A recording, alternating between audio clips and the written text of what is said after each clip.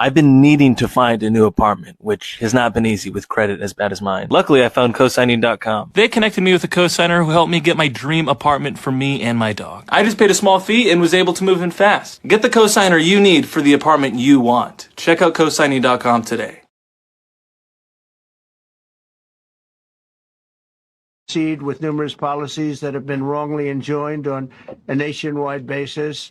And some of the cases we're talking about would be ending birthright citizenship, which now comes to the fore. That was meant for the babies of slaves. It wasn't meant for people trying to scam the system and come into the country on a vacation. This was, in fact, it was the same date, the exact same date, the end of the Civil War. It was meant for the babies of slaves, and it's so clean and so obvious. But this lets us go there and finally win that case, because hundreds of thousands of people are pouring into our country under birthright citizenship, and it wasn't meant for that reason. It was meant for the babies of slaves. So thanks to this decision, we can now properly file to proceed with these numerous policies and those that have been wrongly enjoined on a nationwide basis, including birthright citizenship, ending sanctuary city funding, suspending refugee resettlement, freezing unnecessary funding, stopping federal taxpayers from paying for transgender surgeries, and numerous other priorities of the American people. We have so many of them. I have a whole list. I'm not going to bore you, and I'm going to have Pam get up and say a few words, but there's really, she could talk as long as she wants, because this is a very important decision. This is a decision that covers a tremendous amount of territory. But I want to just thank again the Supreme Court for this ruling. It's a giant. It's a giant. And they should be very proud, and our country should be very proud of the Supreme Court. We can now.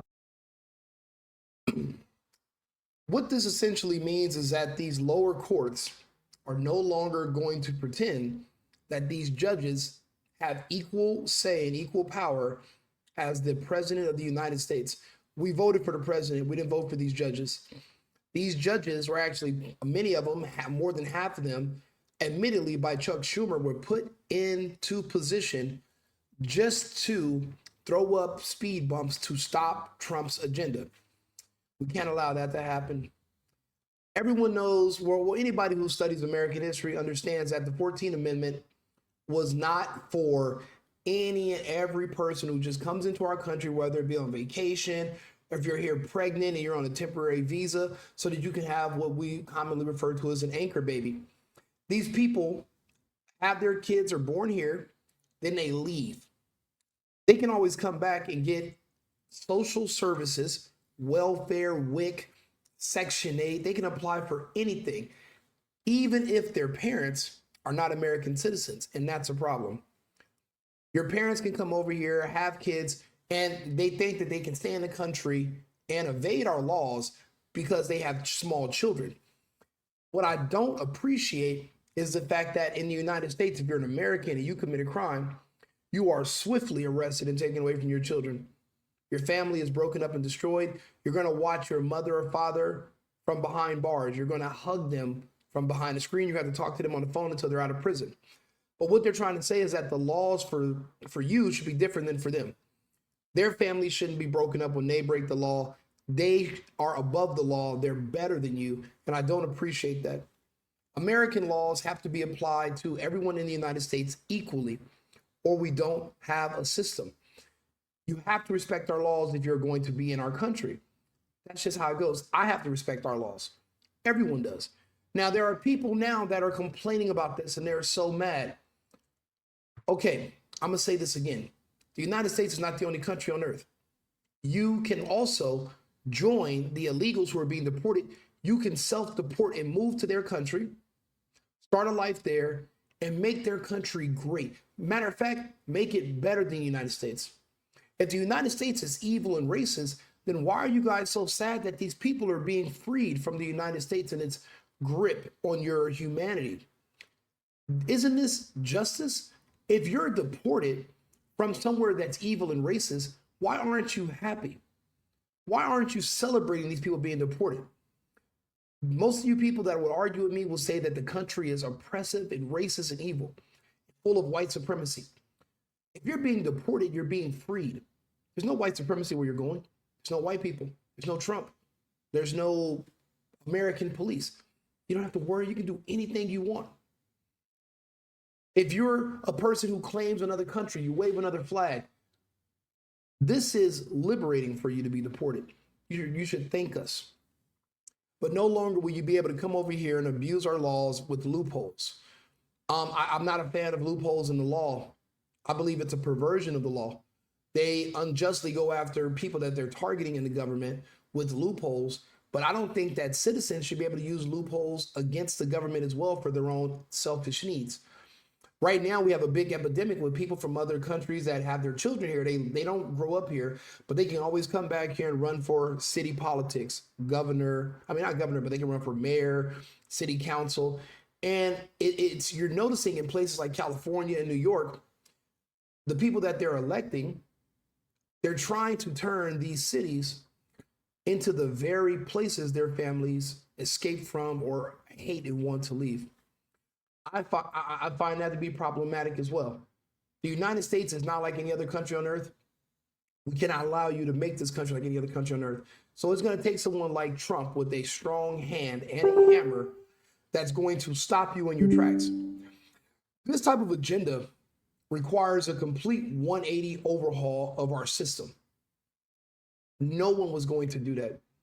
Trump doesn't have the second term to worry about. He's worried about bringing our country back to where it should be today. He's not worried about 5 years from now. He's worried about 20 years from now, and he's doing the right thing. You guys have no idea how many people are knowingly get pregnant and scheduled to come here when they're 8 months and 2 weeks, just so their child can be born here and have American citizenship. But they don't want to learn the language. They don't want to become naturalized. They don't want to become citizens. And because they don't believe in American values, they're doing it. They're kind of like weaponizing their children against the country. Now, personally, I'm from a family of immigrants. I know how much it costs to become a citizen. I know how much time it takes when you have to go through the classes to learn English. Do you know how frustrating it is for me as a Latino person who speaks Spanish when I watch people who have been here for 20 years who cannot speak enough English to even do a short interview when they're talking about a subject on the news? They've been here for 20 plus years. They have children here. They don't even want to learn the language because they don't have a respect for the country. They don't have a respect for our values. And they're only here to use and to extract resources and send back to where they're from. Not because they actually believe in the American system and the cause and our foundation and our values. And honestly, so much of that seeped in. Everything is just all over the place. There's no more cohesion between the people. We're actually at war with each other, but if there are two sides, now that the immigration is happening and people are being removed, that antithetical side that's anti-American is being reduced. Now, there are still going to be some people here that are citizens. They call themselves FBA. They are anti-American for the most part. I'll be honest with you. They sit up on the internet all day and complain about the country. I don't know why they don't self-deport to their homeland, which they claim to be from Ghana. They claim to be from the West Africans. They said they made an impossible journey that no human could survive, and they came from the shores of West Africa to the United States. There's flights going to West Africa every single day. There's nothing stopping you from going there, starting a colony, no white supremacy, no white people, period, and literally taking your clan and going back there and escaping this life of racism and oppression. But they won't go. They'd rather destroy, burn down cities, rob, riot. We have to reduce the numbers of people that are actually trying to dismantle the country. We have to reduce those numbers. Prisons are overflowed with people, and eventually you get out, then you're back in the public. We have to come up with other solutions. But the first step that I've been talking about when it comes to my grand scheme and what I think the plan should be, step number one, remove birthright citizenship. In my opinion, once you're arrested and you go to prison, as soon as you're out of prison, you should be able to, your citizenship as an American is something that should be on the table. And if you commit a certain amount of crimes, and depending on what kind of crimes, we can send you somewhere else. Citizenship is a privilege. It's not a right. When people talk about, reparations, when you were given your freedom, by the brave men and women that fought and died for your freedom. Because remember, slaves didn't fight for their freedom. The slaves didn't win anything. They were gifted by generous people. That's why I don't understand on Juneteenth why it's not called, instead of Juneteenth, it should be called National Thank a White Man for Your Freedom Day, where they just walk around to random white men and say, hey, thank you for your forefathers and your ancestors' bravery for dying to give us freedom. That's what that day should be called. But there are a lot of people that are unappreciative.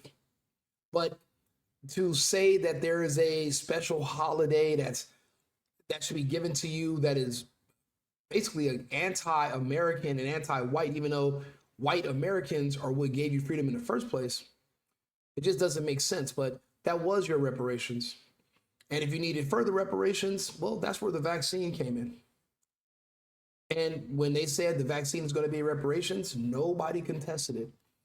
So there have been already 2 rounds of reparations, and now people have the right to work. You have a right to live. You see what happens to people who are not citizens.